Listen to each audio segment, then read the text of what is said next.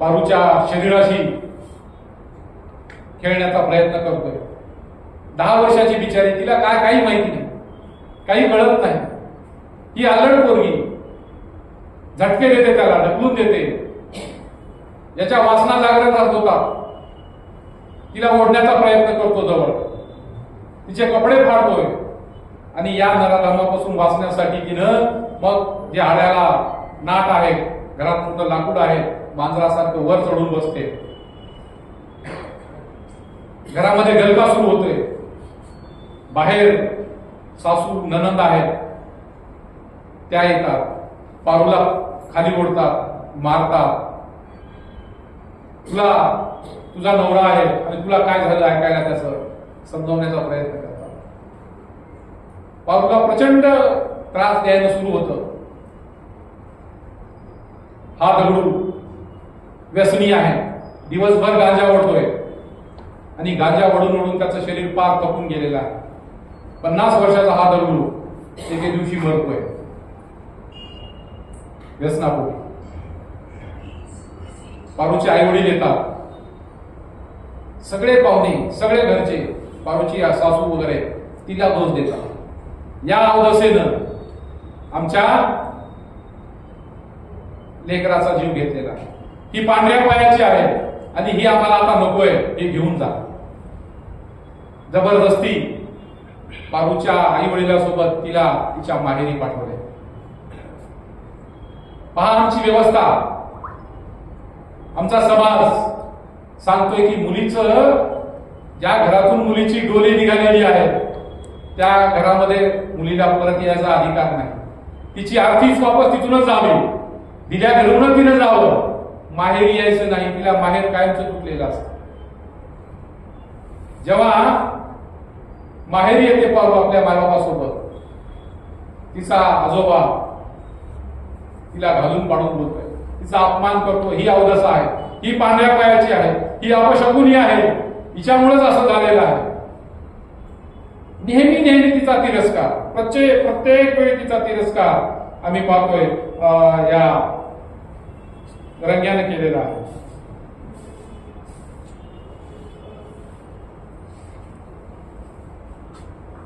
लेखक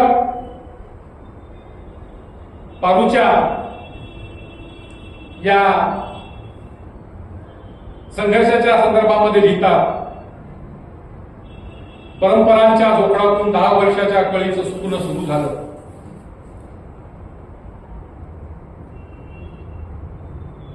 कुंकुवापेक्षा मेनाचा भल्ला मोठा घेर तिच्या वाट्याला आला. हे मोठं कुंकू कपाळावर घेऊन आयुष्यभर मन मारून जगायचं होतं. हरायचं नव्हतं, घाबरायचं नव्हतं, मागं सरायचं नव्हतं, रडायचं नव्हतं, तर फक्त आणि फक्त लढायचं होतं. पारूची व्यथा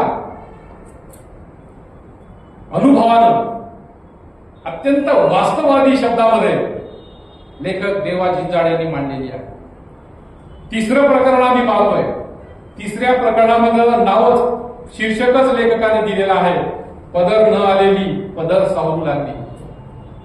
या बालवयामध्ये काहीही न करणार अल्लड असं हे वय. जेव्हा जेव्हा पारू पाहते इतर लेकराकडे, खेळतात, बागडतात, पण तिच्या वाट्याला फक्त आणि फक्त संघर्ष आलेला आहे, फक्त आणि फक्त काम करायचं आलेलं आहे. 10 वर्षाची ही पारू आता जबाबदारीनं घरातल्या सर्व काम करू लागलेली आहे. पारू आता हळूहळू वाढू लागलेली आहे. सुंदर आहे, गोरी पान आहे दिसायला, काळ्या शार्प डोळ्याची आहे, उंची पुरी आहे. आणि मग सगळे गावातले लोक चिडवतायत, या लंगड्या दंगड्याच्या गौऱ्या मसनात गेल्या, पण बायको मात्र देखणी करून आणली या डंगऱ्यात. सगळ्या लोकांच्या, सगळ्या भावकीच्या, गावातील लोकांच्या नजरा पारू आणि पारूच्या शरीरावर आहे. पारूला नेहमी माहेरची आठवण येत असते, पण इलाज नाही, जाऊ शकत नाही, माहेर जाऊ शकत नाही. आणि मग ती म्हणते, मला माझ्या आईनं शिकवण दिलेली आहे, माझ्या वडिलाचं नाव मला मिटवायचं मिटवायचं नाही, कलंकित होऊ द्यायचं नाही.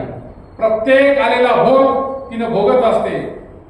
नशिबाला दोष देण्यापेक्षा प्रत्येक परिस्थितीमध्ये आलेल्या प्रसंगाला तोंड देत ती जगत असते, ती आपला संघर्ष पुढे ठेवत असते. चौथा अध्याय मला या अनुषंगानं मांडायचा आहे, कडुजार लिंबाचा पाला. आणि या कडुजार लिंबाच्या पाला या प्रकरणाच्या माध्यमातून आम्ही पाहतोय दगडू या व्यसनाच्या निमित्तानं मेलेला आहे, अपशकुनी झाली, तिचं कुंकू गेलं.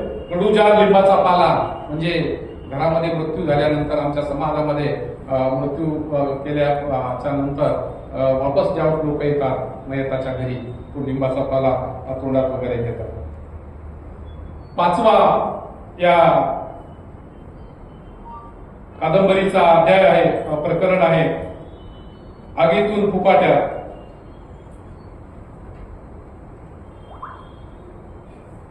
पारू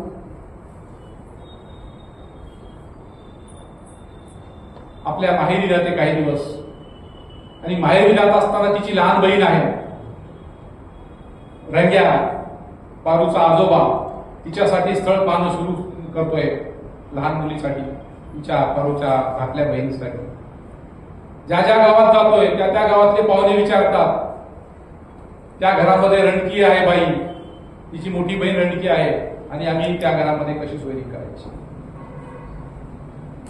पारू असो, पारूचे चुलते असो, सगळा दोष, बहीणच्या लग्नाचा सुद्धा सगळा दोष पारूवर सोपायला तयार आहे, पारूला देत आहे सगळा दोष.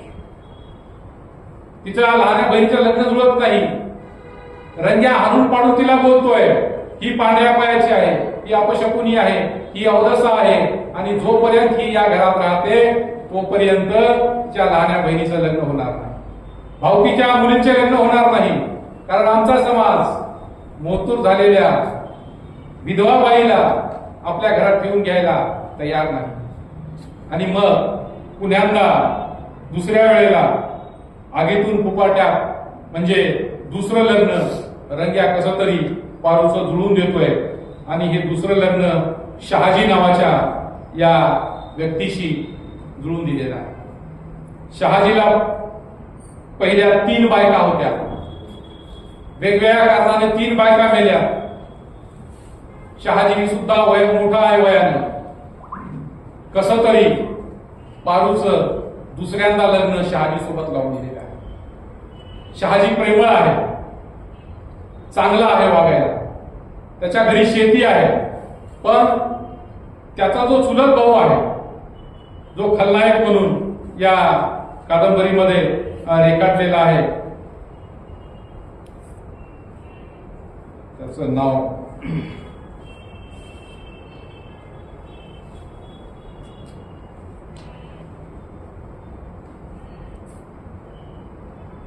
पारूचा दुसरा नवरा शहाजीचा चुलत भाऊ, शहाजीचे वडील आणि त्याचा भाऊ दोघेही एक चांगले राम लक्ष्मणासारखे राहतात. शहाजीच्या चुलत्याला शेती कमी असल्यामुळे शहाजीचे वडील त्याला 2 एकर कसून खायला जमीन देतात. आता ज्या वेळेस दुसरं लग्न झालं शहाजी सोबत पारूचं, पारूला चांगले दिवस येतील असं वाटलं तिच्या आई वडिलांना. झालंय तसंच, गुन्ह्या गोविंदानं पारू नांदू लागली. पारूला या घरामध्ये शहाजी पासून 4 लेकरं होतात. अधूनमधून तिचा जो देर असतो, चुलत देर असतो, तिला त्रास द्यायला सुरू करतो. कारण तो समजतो हिच्यामुळं आता शहाजीच्या वंशाला दिवा मिळालेला आहे, हिच्यामुळं आम्हाला आता त्याचं शेत खायला मिळणार नाही. पारू आणि शहाजी आपल्या चुलत भावाला दिलेलं शेत 2 एकर शेत वापस मागण्याचा प्रयत्न करतात. छोट्या छोट्या कारणानं तो शेत द्यायला नकार करतोय, भांडायला लागतोय, आणि त्याची नजर पारूवर आणि पारूच्या सौंदर्यावर आहे. पारूची सगळी जुना इतिहास तो उकरून काढतोय. पारूला दोष देतोय आणि एके दिवशी शेतावरून येत असताना पारूची तो वाट अडवतोय, पारूशी जबरदस्ती करतोय, सहन करती आपल्या चुलत देराला तिने समजावून सांगण्याचा प्रयत्न करते, पण तो ऐकायला तयार नाही. घरी सांगावं तर चर्चा होईल, महिलेची बदनामी होईल आणि म्हणून